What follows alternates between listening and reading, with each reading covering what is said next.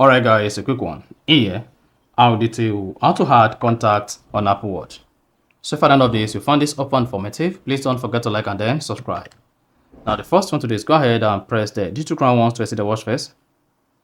Now locate and click on the contact app. So you can just scroll through and then click on the contact app, or better still, if you couldn't find the contact application, all you just need to do is click on the phone app and then click on contact. So whichever one that pleases you, just go ahead and pick it up.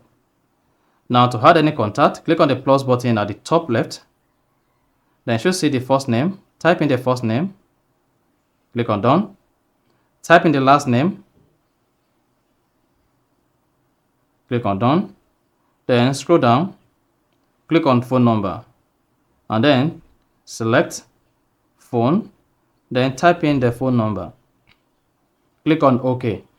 Now, once you've typed in the phone number, you can add email, add address. Then the next thing is go ahead and click on the check button at the top right. Then if you scroll down the page, you should be able to see the new contact you added. And then you're good. So that is basically how to add contact on Apple Watch. So if you found this helpful and informative, please don't forget to like and then subscribe.